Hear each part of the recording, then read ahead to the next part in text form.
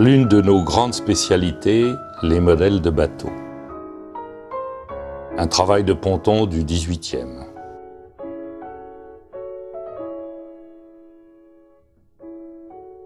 Une merveille, le héros. Modèle réalisé en os par son équipage, prisonnier à son bord. Une taille de 80 cm de long, tout à fait exceptionnelle.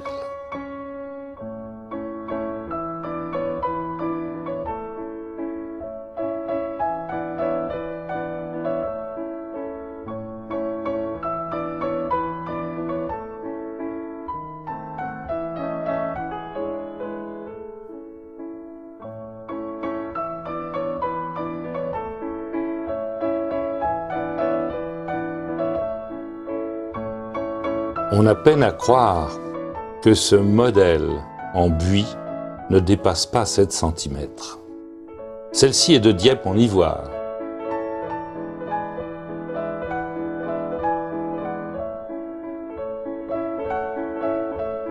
Nous sommes dans l'infiniment petit avec des prodiges de virtuosité.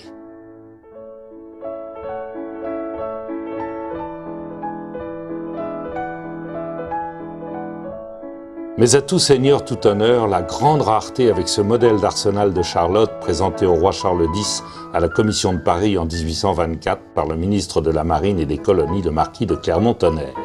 Finalement non retenu par le roi, il restera, contrairement à l'usage, dans les mains de la famille Clermont-Tonnerre, au lieu, s'il avait été construit, de se retrouver dans les collections royales. Les plus grands marchands de maquettes de tous les temps. Suivant une attitude qui nous est coutumière, nous avons suivi une démarche didactique pour sensibiliser les collectionneurs à une meilleure compréhension des instruments présentés. Le pie chinois, inventé pour l'astronomie et en corollaire la navigation, des énormes nefs qui sillonnaient les mers dès avant l'époque Shang. Celui-ci est datable de 1500 avant notre ère. Dans le monde occidental, l'un des premiers essais pour résoudre les problèmes du positionnement à la mer fut l'idée du cosmolabe, qui faillit bien rester dans le domaine de l'imaginaire. Pour déterminer la hauteur d'un astre sur l'horizon, l'un des premiers instruments sérieux fut le bâton de Jacob, imaginé par le catalan Gerson dès 1342. Une règle graduée sur laquelle coulissait un marteau, dont on réglait une extrémité sur un astre, l'autre sur l'horizon. Vers 1595, l'anglais Davis améliora le système avec cette sorte d'arbalète, visible ci-dessus, permettant des visées par temps nébuleux. Viendront ensuite les instruments à réflexion et miroirs tournants de la fin du XVIIIe siècle. Parmi ceux-ci, l'octant, 8e du cercle, qui permet des observations d'angle jusqu'à 90 degrés. Celui-ci est signé du grand Dolon. Apparurent alors le sextant puis le quintant pour agrandir les angles d'observation nécessaires au calcul de détermination de la longitude par la méthode des distances lunaires.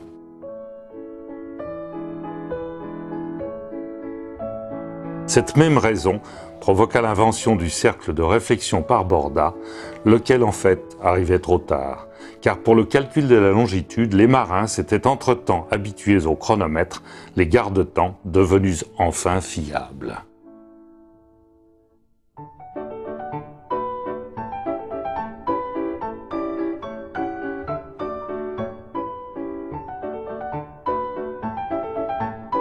Cette présentation de chronomètre de marine rassemble des signatures prestigieuses, Barrault, Breguet et autres.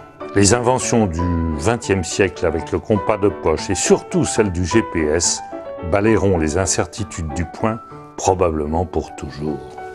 Un autre problème qui nous concerne, l'heure de jour à la mer avec les anneaux universels et à terre avec les cadrans solaires, l'heure de nuit avec les nocturlabes.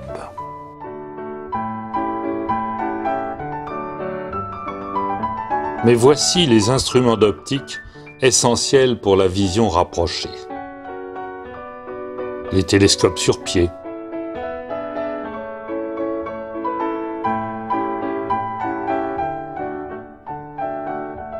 les lunettes,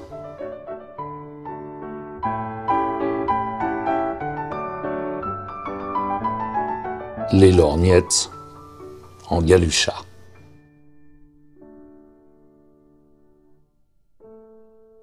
La cartographie est la représentation du ciel et de la terre. Les voyages, l'observation l'ont fait évoluer en rapport avec la connaissance humaine.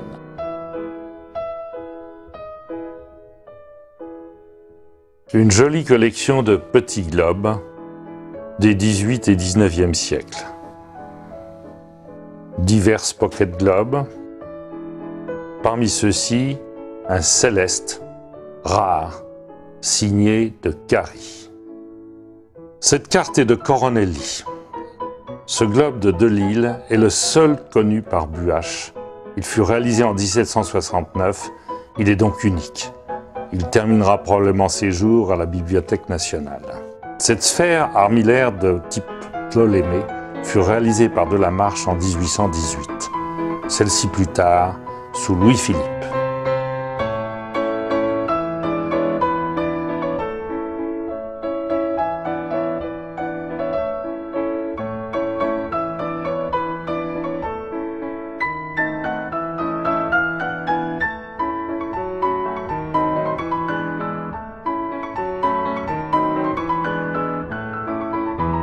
Une belle variété d'objets de science. Commençons par ces sabliers, ancêtres du loch, qui permettaient de déterminer la vitesse des navires. Les pharmacies de bord. Des collectionneurs avisés. Les trousses de mathématiques.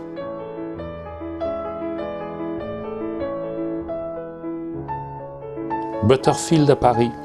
Ce porte-voix était celui du canot personnel du roi Louis-Philippe.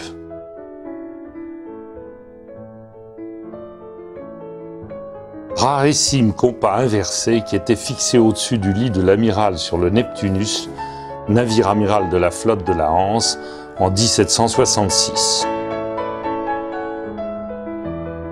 Un baromètre de bord à Cardan, signé Mangavel, 1810. Un microscope de type Culpeper, par Adam, fin 18e. Un autre pour le voyage. Les anciens avaient une grande connaissance de la voûte céleste. Les astrolabes furent créés pour se repérer grâce aux étoiles. Celui-ci fut réalisé à Fès pour le pèlerinage de la Mecque par Ahmed al-Batouti au début du XVIIIe siècle. L'araignée à 25 étoiles, avec la trajectoire annuelle du Soleil, l'écliptique. Le premier disque, au-dessus, porte le nom de la ville de Marrakech et sa latitude. Les autres concernent Tripoli, Le Caire, entre autres. Celle-ci est de Tétouan, 36 degrés de latitude, au nord du Maroc. Au dos, le calendrier zodiacal de l'époque.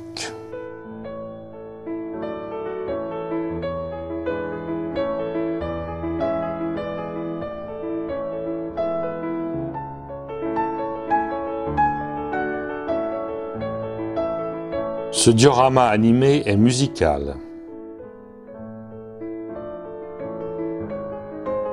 Une aquarelle de François Roux.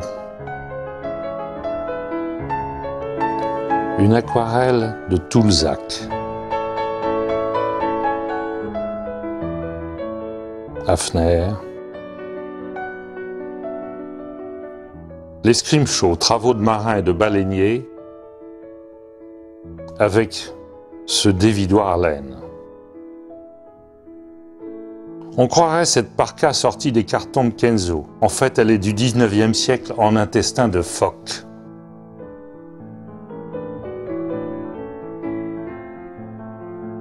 Nous sommes chez les Inuits. Une pièce de musée avec ce couteau chamanique.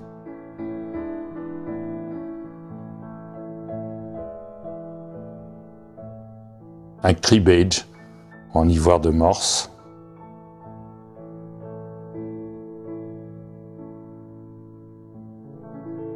Les harpons des baleiniers.